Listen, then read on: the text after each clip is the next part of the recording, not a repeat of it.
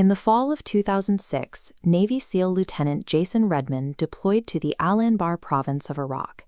He was operating in one of the most hostile environments on Earth, wearing gear exactly like this heavily loaded tactical vest.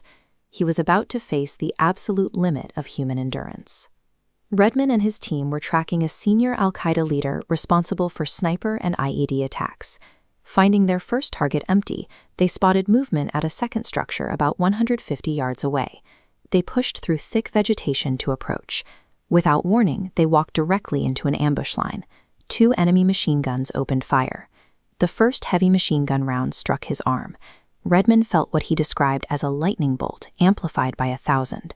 The impact killed the nerves so completely he thought his arm had been severed. As he turned for cover, a second round hit him right in front of the ear.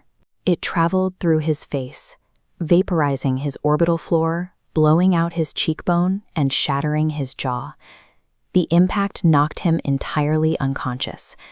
When Redman finally came to, he was lying flat on his back in the dirt. His mind was wrapped in a thick cognitive fog. Looking straight up, his first clear memory was watching glowing laser-like beams of phosphorus tracer rounds passing directly over his face. The gunfight was happening directly above him. Lying bleeding in the dirt with a destroyed arm and face is a psychological vacuum. It is the exact moment an untrained human brain shuts down entirely, overwhelmed by pain and the certainty of death. Surviving this requires a conscious, active rebellion against your own biology. A crushing, inexplicable wave of fatigue washed over him. Every single breath required massive effort, and his brain was begging him to just close his eyes and sleep. But Redman knew if he closed his eyes, he would never open them again. He fought the urge, silently repeating a single directive: stay awake to stay alive. Meanwhile, the surviving SEALs had to maneuver. You cannot simply run into a hail of machine gun fire to drag a wounded man out. Redman's team leader called in a close air support mission, directing aircraft to drop live bombs perilously close to their own position to eliminate the threat and create a window for extraction. Once secured, Redman refused to be carried. He asked his team leader to help him stand, and he walked to the extraction point. As he approached the medevac helicopter, blood pouring heavily from his face, he vividly remembers the low ambient lights reflecting off the static-charged spinning rotor blades. The endurance required to walk to that helicopter came from a specific psychological software designed to process high-pressure information during total chaos.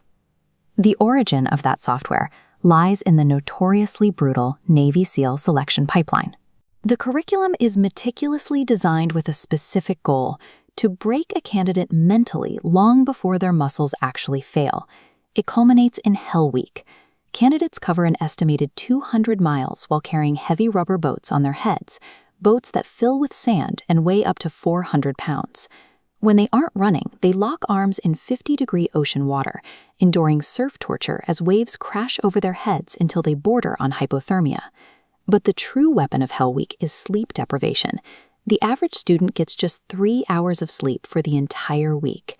By day 4, candidates experience vivid hallucinations, seeing fences in the middle of the ocean, and suffering microsleeps, where the brain simply powers down while the body is mid-stride in a run. This extreme suffering serves an analytical purpose.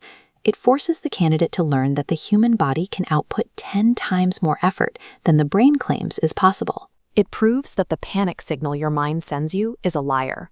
This realization underpins a specific cognitive trait: the ability to rapidly intake, organize, and execute complex information while under immediate threat of death. This chart shows how that mental software operates. The red line represents the untrained brain. When a chaotic event strikes, cognitive load spikes. The system becomes completely overwhelmed and the person freezes. The blue line represents the elite operator. They compartmentalize fear, maintaining a steady processing speed to execute tasks. SEAL instructors build this line by manufacturing violence. They run live fire drills with explosions and simulated friendly fire, relentlessly elevating the candidate's baseline tolerance for panic. The math of crisis is unforgiving.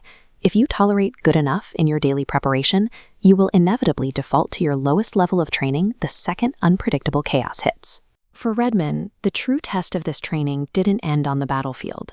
He woke up in a hospital bed, physically shattered. He had lost the use of his arm, which doctors originally planned to amputate, and his face was severely disfigured.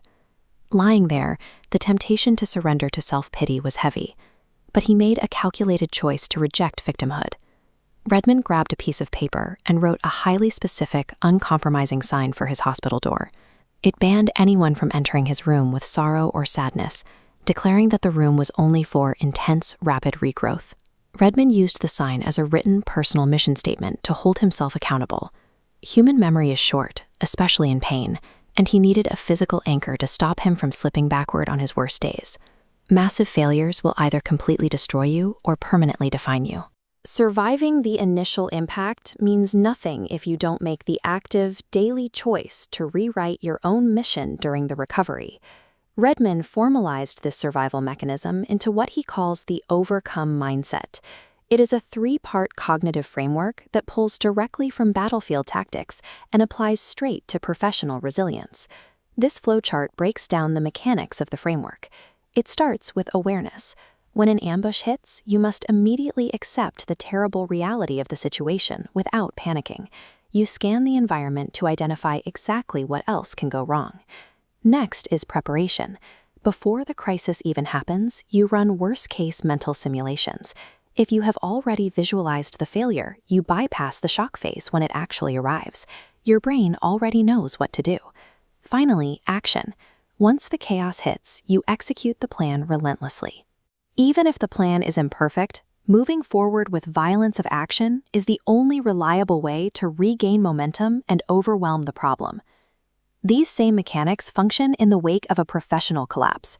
When a startup fails or a product launch ruins a brand, the instinct is to panic or hide. The SEAL-trained approach forces a focus on immediate environmental awareness and rapid mental simulation of the next move. After his injury, Redmond applied this framework to his civilian life. He navigated dozens of reconstructive surgeries and rebuilt his career as an author, speaker, and entrepreneur. Adversity is guaranteed in any career path. Elite success isn't determined by your ability to dodge the ambush. It relies entirely on your ability to deploy the overcome mindset, taking your worst, most devastating failures and forging them into your greatest professional advantage.